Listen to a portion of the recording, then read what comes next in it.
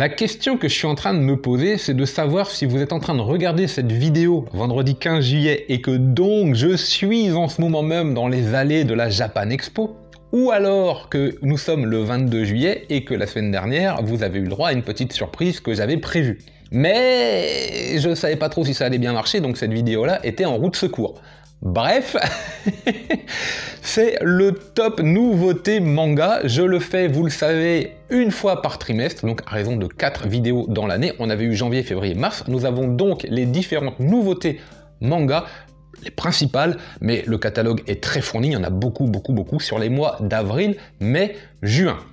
Oui, je préfère faire un feedback, faire un retour en arrière pour voir un petit peu ce qui est sorti et les séries les plus intéressantes, celles que j'ai manquées, celles que vous avez manquées, celles que je peux vous conseiller, celles que vous pouvez me conseiller, parce que je n'ai pas tout acheté, et évidemment, hein, comme tout le monde. Je préfère, en ce qui me concerne, jeter un coup d'œil dans le rétroviseur et parler des séries qui sont disponibles, plutôt que de me lancer comme ça tous les mois sur le planning à venir, parce que je m'y retrouve pas. Allez, générique.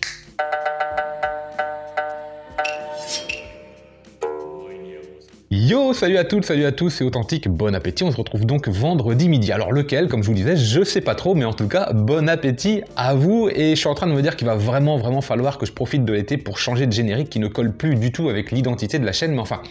Voilà, pour l'instant c'est celui-là, je garderai la petite musique, je pense que les images, je vais les changer parce qu'il est grand temps.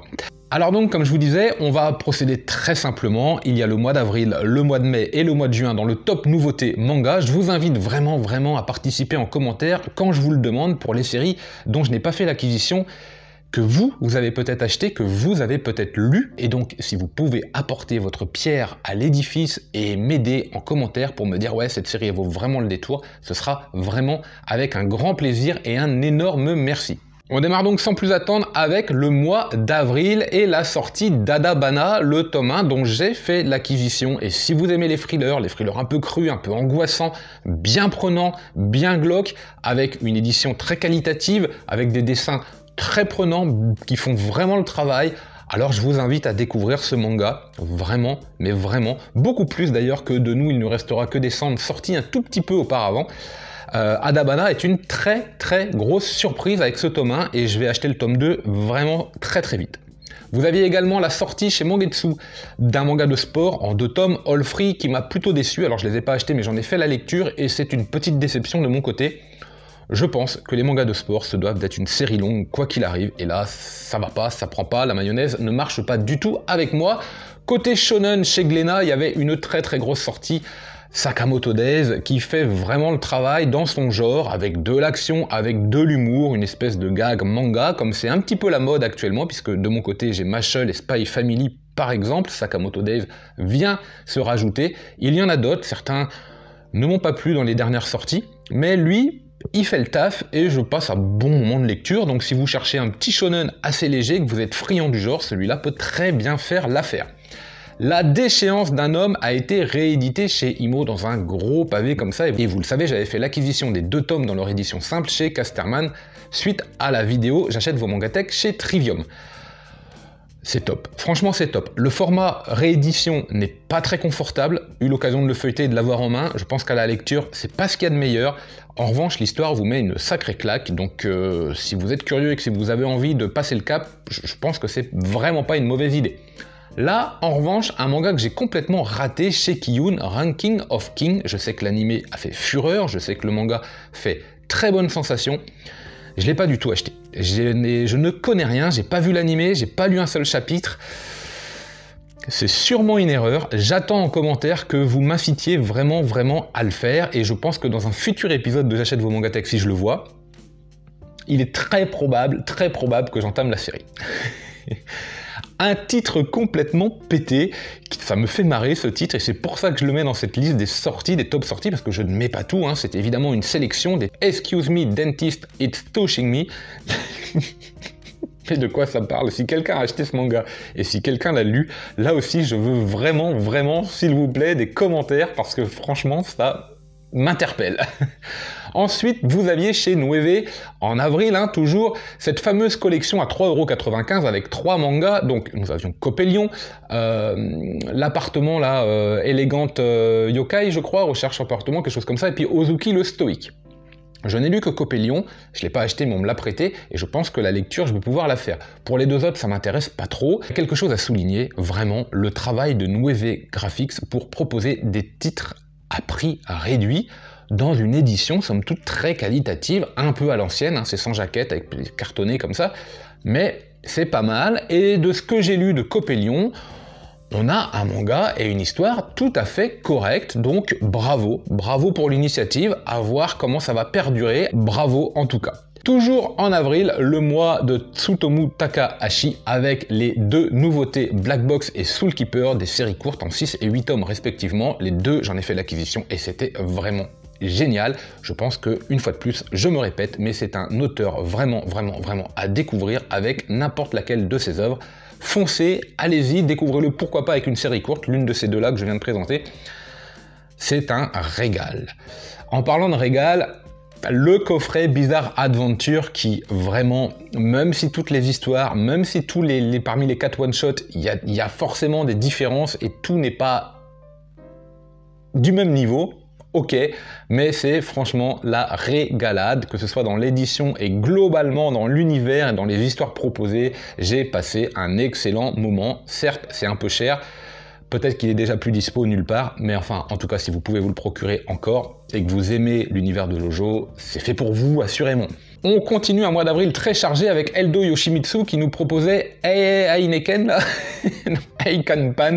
Alors, d'Eldo Yoshimitsu, j'ai lu Ryuko et j'ai lu Gamma Draconis. Celui-là, j'ai pas pu le feuilleter parce qu'il était sous scellé, donc je ne sais vraiment pas à quoi m'attendre. Si vous en avez fait l'acquisition, je veux bien quelques lignes là également.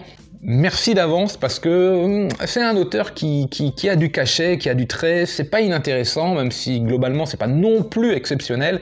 On reste quand même sur de beaux ouvrages, plutôt bien dessinés et plutôt intéressants dans leur ensemble. La boîte lumineuse sortait chez le Lézard Noir, toujours en avril, là je me suis régalé, je n'attends qu'une chose, c'est d'avoir la seconde partie de ce one-shot, parce que assurément il y aura un deuxième one-shot.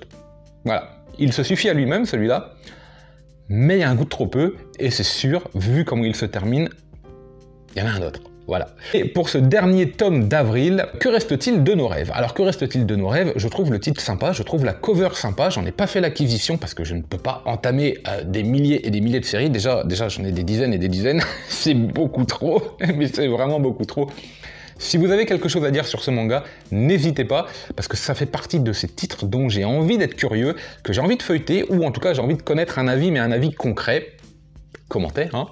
Alors je ne l'ai pas précisé bien sûr, mais comme d'habitude, n'hésitez pas à utiliser le chapitrage pour aller de mois en mois si vous regardez cette vidéo en plusieurs parties, avril, mai, juin. J'ai chapitré ça en 3 parties, donc c'est vraiment facile pour vous y retrouver, d'autant que maintenant on va passer au mois de mai. Alors vous avez vu, il y a énormément de nouveautés, j'en ai sélectionné 42, petit bilan comme ça, vite fait, et sur ces 42, j'en ai fait l'acquisition de 14. Mais sur ces 14, il y a 7 one-shots. Mais sur ces 7 séries donc restantes, qui ne sont pas des one-shots, il y en a 4 qui sont des séries courtes de moins de 8 tomes. 8 tomes tout au plus avec Soul Keeper. Donc ça me fait 3 séries longues, Sakamoto Days, les autres vous allez les voir arriver. Ça va, au niveau du bilan, ça va puisque je finis dans le même temps d'autres séries. Donc ça passe. Alors le mois de mai commençait avec Le Roi Cerf. Le Roi Cerf, je suis allé voir le film d'animation et j'ai feuilleté un petit peu le manga. J'ai trouvé ça étonnant dans la forme du manga et j'ai décidé de pas le prendre, mais si vous en avez fait l'acquisition, là aussi je veux bien un petit avis parce que l'animé j'ai trouvé plutôt bon. À voir ce que ça donne en manga. Souvent je suis assez déçu, d'autant que est-ce que c'est le manga qui a donné naissance à l'animé ou l'inverse? Si c'est l'inverse, c'est mort, je le prendrai pas.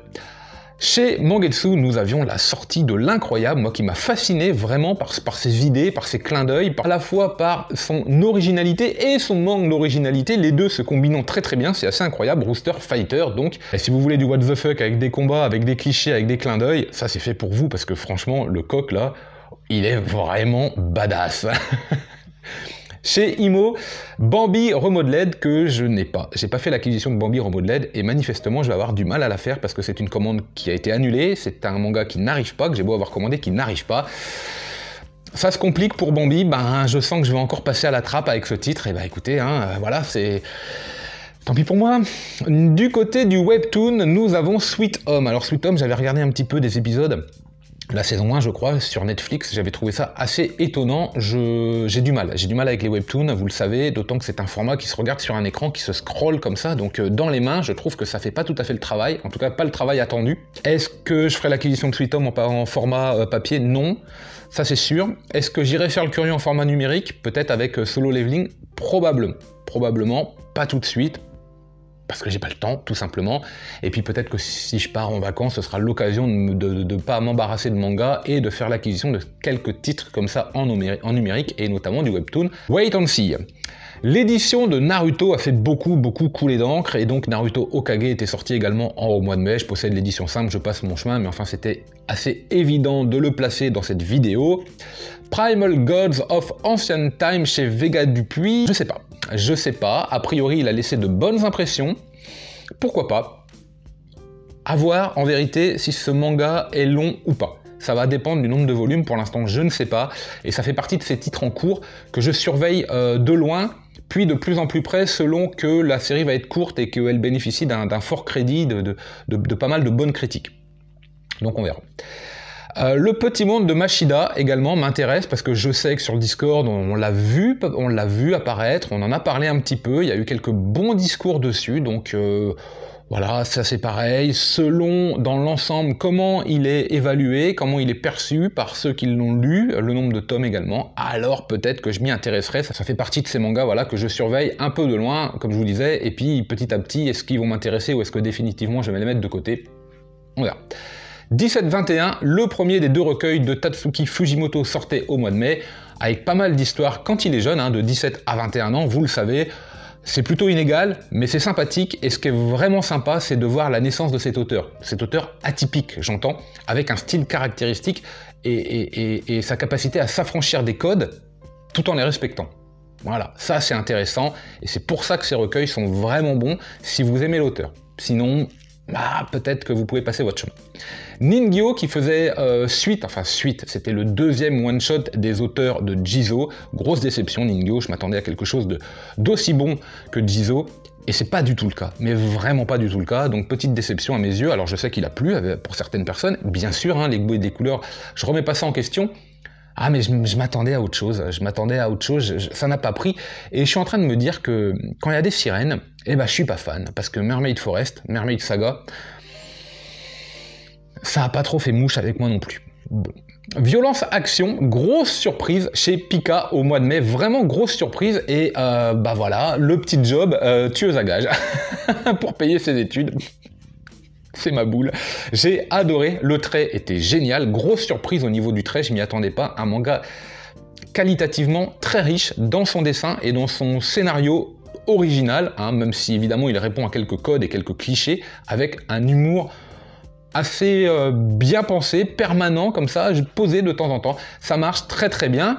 Dumbbell, combien tu peux soulever? Là aussi, sortie du mois de mai chez Meian. Oh, ça fait le travail, l'auteur de Kengan Ashura nous régale avec un manga, running gag manga, très drôle, un petit côté quand même Grand Blue, faut le dire, vraiment, il y a une appartenance à un manga qui parle d'un sujet sans en parler, puisque finalement, c'est pas ça qui compte, et donc c'est léger, c'est un peu fiesta, c'est pas la fête comme dans Grand Blue, mais c'est cool quoi, voilà, c'est cool, on se prend pas trop la tête, alors à voir, véritablement si les autres tomes s'engagent vers, pourquoi pas, un manga plus de sport, de championnat, de compétition, je ne sais pas trop, mais ce premier tome était très léger à suivre, mais très agréable. Grosse sortie chez Kana, grosse sortie shonen, j'entends The Elusive Samurai, par l'auteur d'Assassinisation, mais merde, par l'auteur d'Assassinisation, par l'auteur de Alors en fait, j'arrive pas à le dire. Par l'auteur d'Assassinisation, je sais pas quoi, Classroom. Ça doit faire 5 minutes que j'essaye de le dire. Assassination. Alors, par l'auteur d'Assassination Classroom, alors je me marre parce que ça fait 5 minutes que j'essaye de le dire, j'y arrive pas. Bref, je sais pas du tout de quoi ça parle. Si vous l'avez acheté, si vous avez fait l'acquisition de la lecture, là les commentaires sont vraiment les bienvenus également parce que c'est un shonen qui fait parler de lui dans le Shonen Jump, tout ça. Allez-y, lâchez-vous. Et pour conclure ce mois de mai, la Deluxe de Neon Genesis Evangelion. Alors j'étais obligé de le placer, je l'ai en volume simple, bien sûr, j'en ai pas fait l'acquisition parce que voilà, je vais pas faire de la redite sans arrêt. force est de constater que c'est un très bel ouvrage qui fait mouche. Peu importe le petit bandeau vert, on s'en fout sérieusement, s'il n'y a que ça comme problème, ça va, tout va bien. Franchement, il est top, il est classe, régalez-vous. On enchaîne et on termine avec le mois de juin qui était tout aussi riche et chez Mangetsu, paf, ça débarquait, Frankenstein, ce n'est pas le meilleur, ce n'est pas celui que j'ai préféré, mais la collection Junji Ito, qu'est-ce que vous voulez? On fait le full set ou on fait pas, voilà, Frankenstein, il est sur les étagères, il est là et ça reste quand même un bon manga. C'est du Junji Ito, donc ça fait quand même le job. Toujours chez Mangetsu, le tome 1 des enfants d'Hippocrate, donc je n'ai pas fait l'acquisition parce que là aussi, j'attends de voir combien de tomes va faire cette série. Je suis assez méfiant, j'ai pas envie de m'engager sur 15-20 tomes. S'il fait moins de 10 tomes, il sera très très vite en haut de la pile des achats manga, assurément, parce qu'il y a déjà de très bons retours. Donc, j'attends encore un peu. La sortie du mois de juin, peut-être la sortie de l'année, peut-être ma sortie de l'année, je sais pas trop, en tout cas... Parmi les top sorties, avec un travail éditorial qu'il faut souligner, même si on aurait aimé un petit peu des pages en couleur. Pika, collection Masterpiece, ils sont malins Pika. Ils sont malins pourquoi? Parce qu'avec du vieux, ils font du neuf. Je m'explique, ils font une réédition d'un manga qu'on attendait depuis longtemps, avec un terme, une traduction de titre un peu usagée, Rakai Blues, parce que vous m'avez vu venir. Ils l'ont transformé évidemment avec le titre japonais, original, Rokudenashi Blues, donc ça déjà... La mayonnaise, elle reprend, c'est très très bien. De toute façon, ils n'avaient peut-être pas le droit finalement de le prendre, le titre Rakai Blues, puisque c'était une traduction, j'ai lu. Bon, bref, on s'en fiche. C'est bien mieux comme ça. Une édition qualitativement tellement plus riche que celle de J'ai lu, tellement plus confortable. Donc pareil, on refait du neuf avec du vieux. Et puis la collection, ils sont malins. Honnêtement, Rokudenashi Blues, ça s'adresse plutôt à un public comme moi, qui a connu Rakai Blues, qui a envie d'en faire l'acquisition, puisque ce manga est très très très rare. Mais il fallait quand même intéresser des nouveaux acheteurs, plus jeunes, une nouvelle génération. Paf, il te lâche le mot Masterpiece dans la collection, ou Masterclass, enfin, c'est malin, franchement, c'est malin. Moi, je trouve ça très très fort. En tout cas, c'est la grosse sortie du mois de juin, assurément. 22-26, le deuxième recueil de Tatsuki Fujimoto, donc de 22 à 26 ans. Je vais pas me répéter, c'est la même chose. Vous savez quoi faire. Alors The One, chez Meian, si je dis pas de bêtises, avec un trait très shoujo, mais qui manifestement a fait parler de lui et plutôt en bien, donc là aussi, je vais le garder. Ces vidéos-là sont faites pour ça, pour vous comme pour moi, hein. De vite revenir comme ça sur le catalogue de l'année, voir ce qu'on avait raté, même dans un an, si vous regardez cette vidéo, je dis « Ah, c'est vrai, qu'est-ce qui était sorti l'année dernière ?» Je vais aller voir la vidéo d'Authentique, tout ça. Et n'oubliez pas de vous abonner du coup, hein, pour vous rappeler. Miroir, le petit recueil one-shot très très bien édité, hein. Franchement très très bien édité, d'une qualité convenable. Moi j'ai plutôt apprécié, chez Kazé, par les auteurs de The Promised Neverland. Il n'y a pas forcément besoin de le rappeler. Ça marche, moi ça fait le travail, j'ai apprécié. La réédition Deluxe de Planète, alors je les ai en édition simple, mais j'avais envie de le remettre, tout comme j'ai mis Naruto, tout comme j'ai mis Evangelion, tout comme je remets finalement Rokudenashi Blues, je remets Planète, il n'y a pas de raison, d'autant que c'est un manga par l'auteur de Vinland Saga, si vous ne le savez pas, ça vaut le détour, hein. Franchement, c'est un manga très très agréable à lire, attention, ça n'a rien à voir par contre côté action. Onera qui débarque à un manga qui est arrivé là comme ça un peu de nulle part et que j'ai noté parce que j'ai trouvé la cover avec un trait plutôt intéressant, donc je suis en train de construire mon avis petit à petit, je vais attendre les sorties des tomes 2-3 pour voir un petit peu ce que ça donne, là aussi.